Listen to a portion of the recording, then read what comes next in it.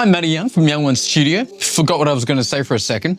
This is my URSA Cine LF, and I'm holding it on my lap today because my tripod is elsewhere, and I've got my little Sony filming this on a smaller tripod that I probably wouldn't put this camera on. So I'm just going to hold it here on my sack camera saddle. This is another bit of an accessory review. I did a must-have accessories video when I first got this camera, or around when I first got this camera. Since then, I have gotten rid of some of those accessories. I'm just looking at my screen here to make sure you can kind of see what I have. And now I have some extra accessories, and I think between then and now, I've definitely narrowed it down to what I think you have to have for this camera. And things I did have that I didn't really need. So let's have a bit of a look around the camera, right? So URSA Cine LF, as is. First must-have accessory, and I wouldn't say it's a super important thing to think about buying if you didn't get one. It comes with the kit, which I got, and it is the screen protector here. This is kind of a must-have.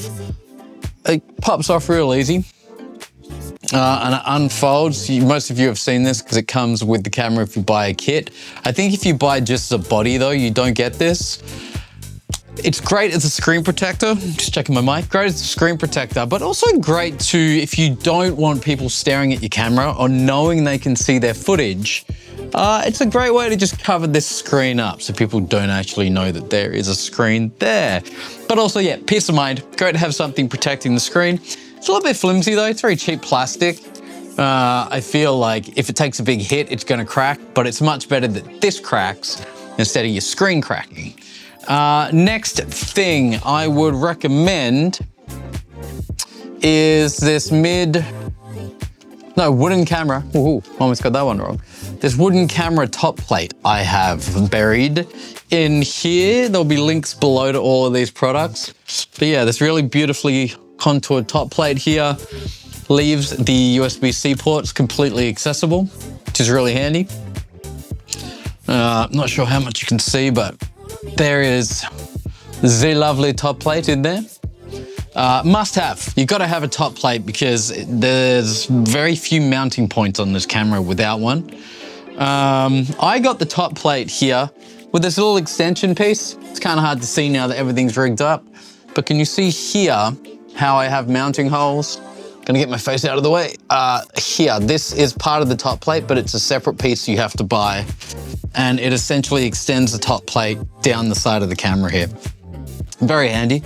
I'm just gonna go around the camera, and as I talk about things, whatever, I gotta stop looking at my screen. I'm gonna just run into the next thing that I see.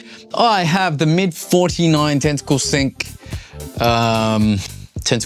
E holder here. I also have the piece of Velcro that I leave here on top of the XLR flap, just in case someone has a time code that has the Velcro attachment, which all of them, the only one that actually fits in this holder is the Tentacle Sync. I own one, a lot of sound people I work with own them. They love when they rock up to set, this is camera, that I tell them I can attach it here. And this really, really holds, let's get my camera to focus on that. Yeah, that's it. See, very simple.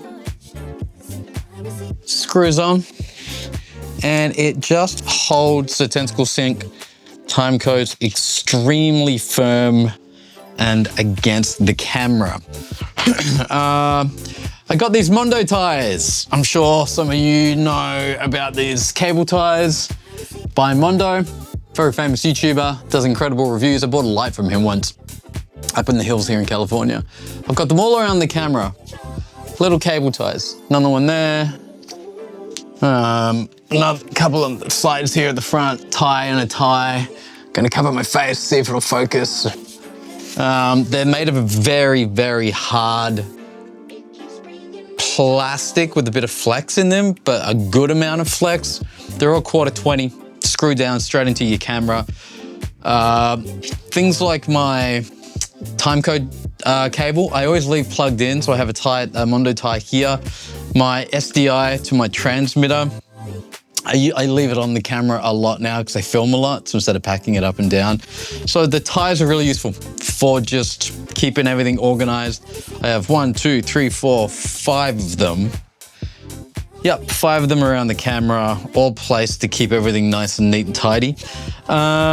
Which leads me to the next thing is, actually kind of the next 2 things. I don't know if you can see, but on the URSA Cine, at the back here, normally this battery plate goes directly on the URSA, which makes the battery sit like this. This wooden camera plate here sits between the body and the battery, and all it does is it pushes the slope here, it pushes it out. So when the battery plate's on, see how it's now flat? 2 things, it makes the camera look a little bit more professional. I know that sounds kind of weird, but it's nice to see the camera when it's built all in a line without the battery being like this. It's flat. But the main thing I got it for, it gave me more mounting points here. It gave me some 3/8 and 1/4-20 mounting points behind the XLR inputs on the camera, and I'm all about mounting points. I think this is a Camvate or a Niwa. It's this little bracket here that I got that it moves 90 degrees, see this? So that way I put on my Holy Land transmitter, which I really want to be a Teradek. So next big upgrade for me, I need to move to an entire Teradek system. I know, I just want that non-compressed, non-latency feed. But it allows me to, when I have my big B mount on here, all that dead space above the battery, my transmitter just sits there. It's out of the way. I can fold it up if I need to, fold it down. 1/4-20 into that wooden camera adapter here that pushes the battery plate out and gives me those mounting points, which is freaking awesome. I gotta start looking at myself when the screen's out. Who else does that? I'm doing it so I can see that my my URSA is still in frame because I don't have sticks on me right now. But I hate watching reviews and you can see them looking at each other, looking at themselves the whole time. I don't want to be that guy. All right, moving around the camera. Mondo ties, another one here, another one here. Oh yeah, so the next thing, the EVF, technically an accessory, but you get it from Blackmagic. What I did get, huge. These, I think I got them on Etsy. No, they're from mid-49, sorry, mid-49. I'm gonna hide my face for a second. You see this little, did it get in focus, kinda? You see this little black thing here? This. They are these incredible little slip-on, you see what I'm doing here? See this? The little silver nubs that come on this USB-C cable from Blackmagic, it's really hard to grab the little silver bit to screw into USB-C. Mid-49 made these little covers that essentially extend the silver nubs. You can screw and unscrew the USB-C cable so much quicker. Blackmagic, you should have just designed it like that. I mean, you could have made it proprietary and charged a fortune for these cables, saying there's some special little screwy nub thing, but you didn't, which is great. But also you didn't, which isn't great, because I had to go buy these from mid-49. But mid-49, awesome invention, thank you. See, there's another one here. You see this little black wheelie thing? Normally, it is your standard little silver screw, which is impossible. Yeah, that. This little, I'm gonna put it in front of my face, maybe it'll focus on it. It's like a little cap that slides over the silver nut. Look how easy I can attach the USB-C cable. Oh, done. Oh yeah, I've got some just generic cold shoes. I've got one sitting right here. Just in case, I think I put a shotgun mic on here sometimes. It's perfect. The shotgun just goes down here. Don't use it that often, but when I do, it's very handy. How many people have seen these yet? This isn't really a video for it. This is the new, what do they call it? Do they call this the fluid handle from Small Rig? I really like this handle. It's extremely ergonomic. I hope it lasts for a long time. Really cool. I like it. I've always had wooden handles, and I love this one because when you get sweaty hands and you're shooting on hot days, the breeze actually air circulates through the handle it is freaking brilliant. It just keeps on long days.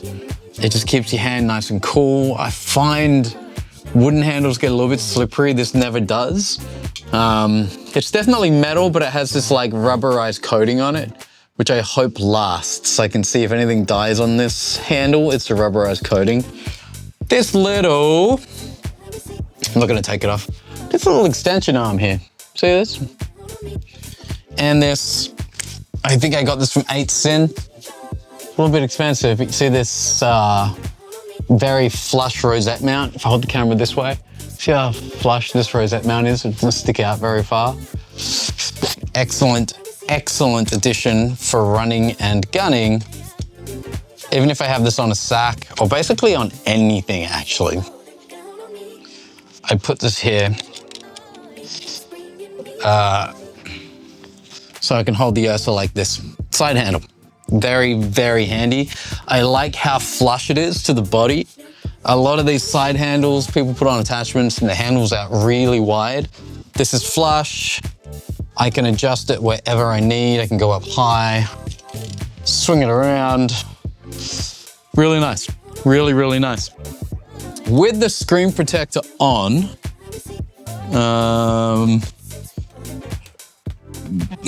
it does,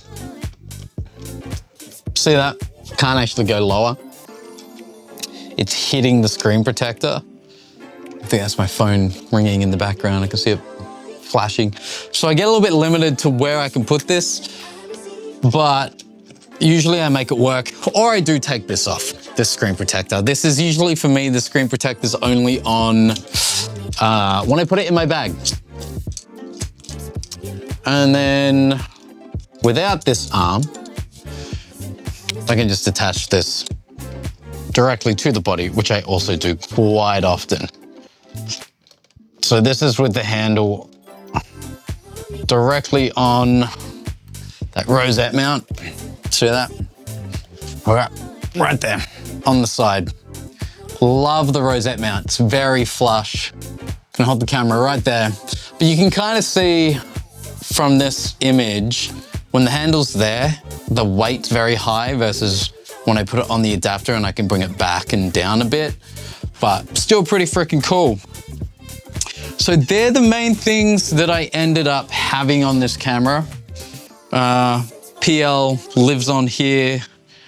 So yeah, the things that are kind of hidden, the quick recap, this cool 90-degree bracket here for the transmitter. For any transmitter, right now I'm using Holyland because I can afford them. And they do the job for me. Do want to move to Teradek. The Mondo tires, Armando, am I saying that right? Mondo, yeah. Awesome invention, man. Great work. The wooden camera top plate, the Smorik handle, an accessory, but side handles I feel like are their own category. The Cine rosette mount, really, really cool. Could do with another one somewhere at some point. They're a little bit expensive, but I love how thin and flush they are. The mid 49 tentacle sync time code cradle. The little extension bracket for the mid 49 top plate, you can buy it together. My phone's ringing again. I'll find out who that is in a minute. And then probably my favorite thing, to be honest, the little, again from mid 49, I think my handle's in the way, but these tie downs for the USB-C cable, these little like black slip-on caps that make it much easier to get them on and off. Yeah, that's all of it. I think at some point I might get the big, who is it? I think Wooden Camera, again, they make the big top handle with the curved tail and you can adjust it. I've worked with them before and I love them, but I find I'll move my setup around quite often on set, and when I do, I have to take the back of the handle off and blah, blah, blah. So I stopped using them. They look cool, but for someone like me who goes from sticks to gimbal to dolly to, I go on a bunch of stuff with this camera, moving fast, that top handle actually gets in the way a little bit. So yeah, this is my URSA Cine LF build. Everybody, thanks for watching. And I'll speak to you next time. Hopefully this helps some of you out there when it comes to thinking about how to rig out your URSA. See you soon. Bye.